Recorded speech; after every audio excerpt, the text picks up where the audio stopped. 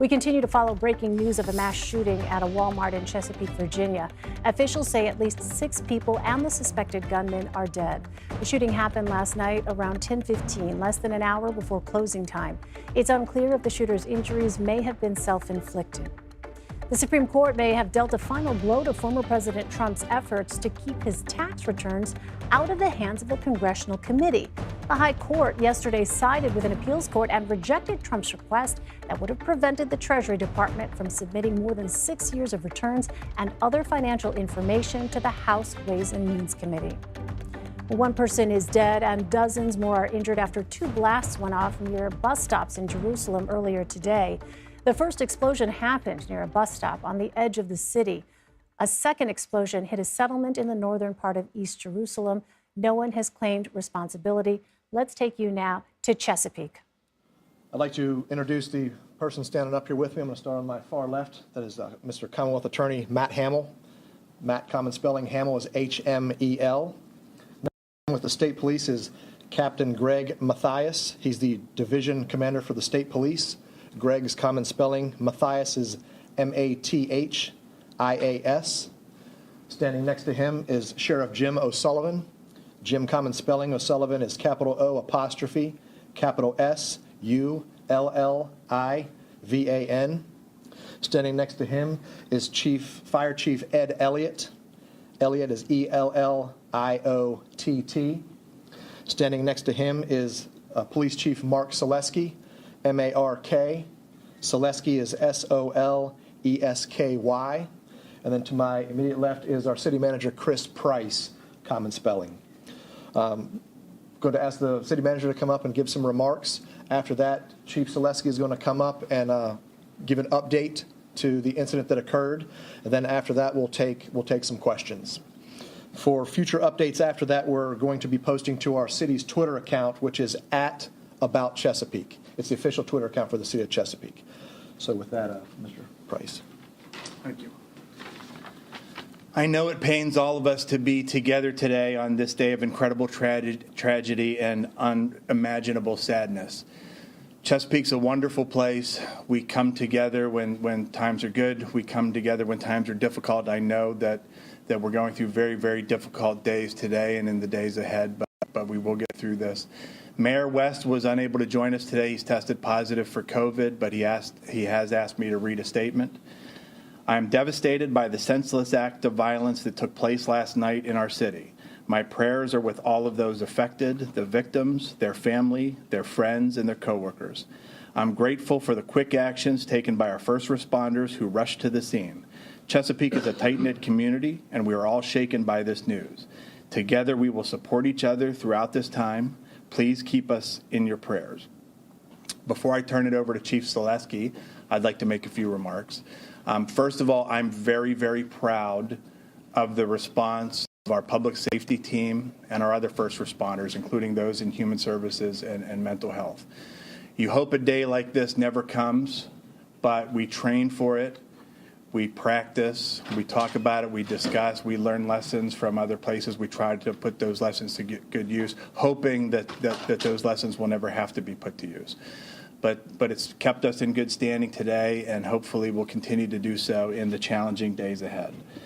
I also wanted to let everyone know that we as a city and a leadership team have been in very close communication throughout the evening with Mayor West and with the Chesapeake City Council. They've been fully briefed on everything that's going on, from our response to what's moving forward in the days ahead, as well as Governor Youngkin and his staff, the Attorney General and his team, members of our federal and state delegations, several of whom are here today.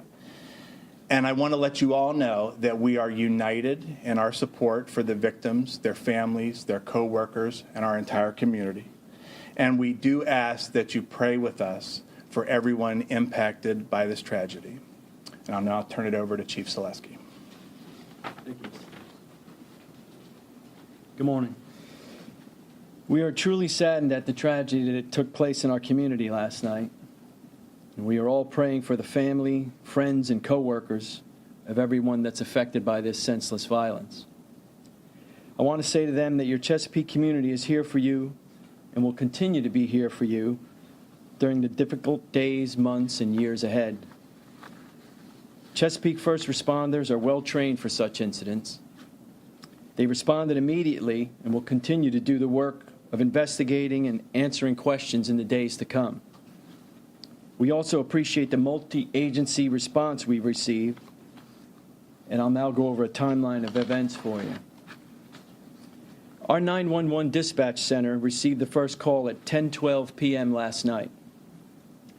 The first officers arrived on scene within 2 minutes at 10:14 and entered the store approximately 2 minutes later at 10:16. The first responding officers entered the store, and the scene was declared safe by 11:20 p.m. I would like to express our sincere thanks for the immediate assistance we received from the Chesapeake Fire Department, the Chesapeake Commonwealth Attorney's Office, the Virginia Beach Police Department, the Virginia State Police, the FBI, and the ATF. While our investigation continues, we can tell you the following.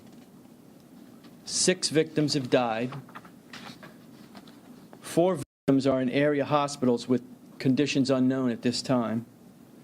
And the suspect is dead from what we believe was a self-inflicted gunshot wound. The Chesapeake Police SWAT team executed a search warrant at the suspect's residence, and with the help of the Virginia State Police, we cleared the house.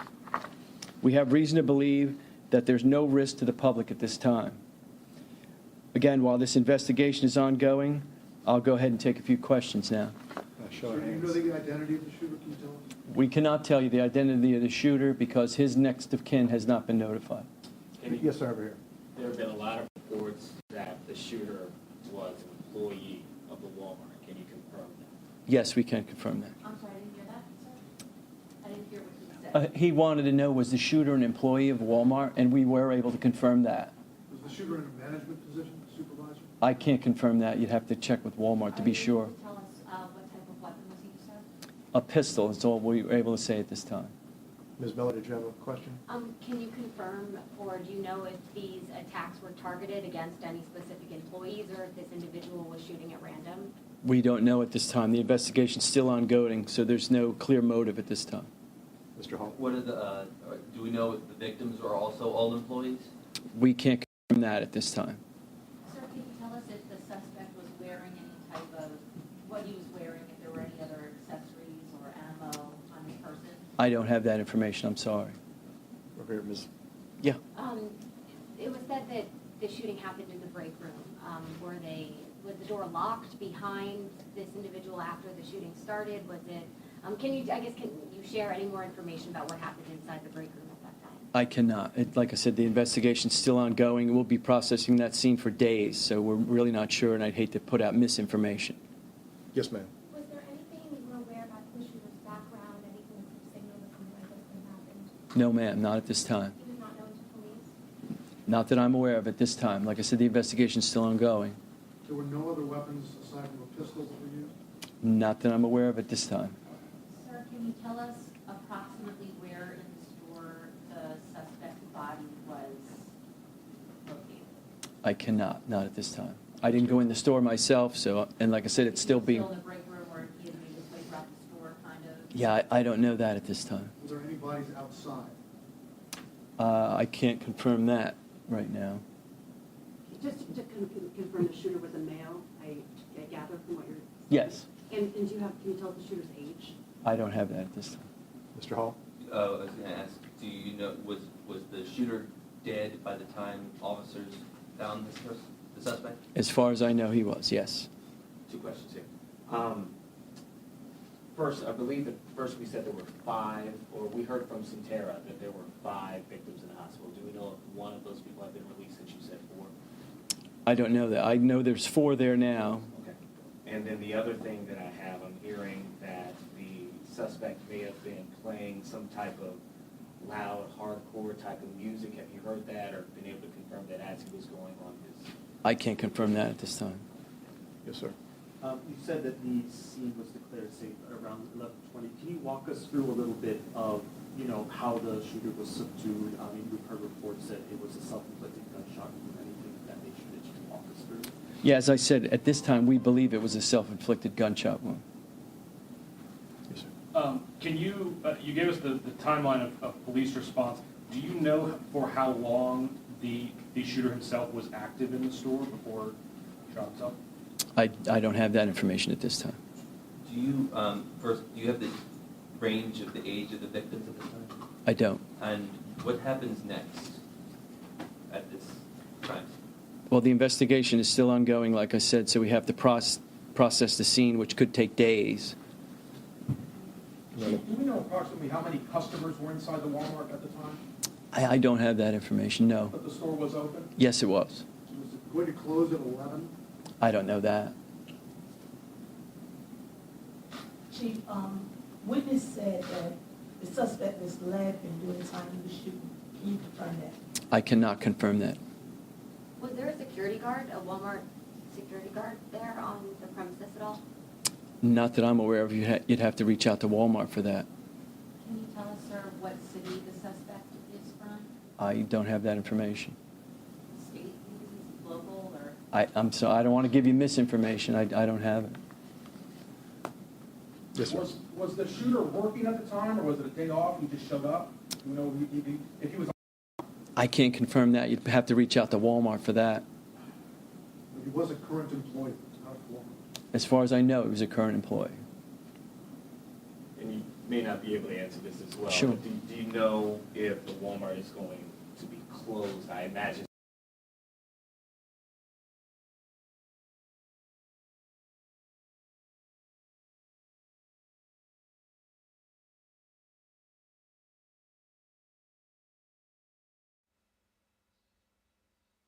Okay, our shot there from Chesapeake appears to have frozen, but we were listening there to the news conference by officials who told us that 6 victims have died. 4 are in area hospitals following that shooting at a Walmart. Last night, we heard the police chief say that the conditions of those 4 victims who were hospitalized are unknown. The suspect is dead from what they believe was a self-inflicted gunshot wound. And they cannot tell us at this point the identity of the shooter because the next of kin has not been notified. But we do know, according to the police chief, the shooter was an employee, believed to be an employee. So we're going to continue to follow developments out of Virginia. In the meantime, this is a live look at New York's Times Square, home of CBS Mornings. Let's go ahead and check in right now with our Times Square studio and the CBS Mornings team. Good morning, Nate. What's coming up? Hey, Elaine, good morning. It's good to see you ahead on CBS Mornings. In honor of Thanksgiving, our latest Kindness 101 is a lesson in gratitude. Steve Hartman introduces us to someone who has always been grateful, even when he didn't have much to be grateful for. Also, Gilmore Girls star Lauren Graham is with us for her first live interview to discuss her new book about her life and career. And Tony helps Vlad prepare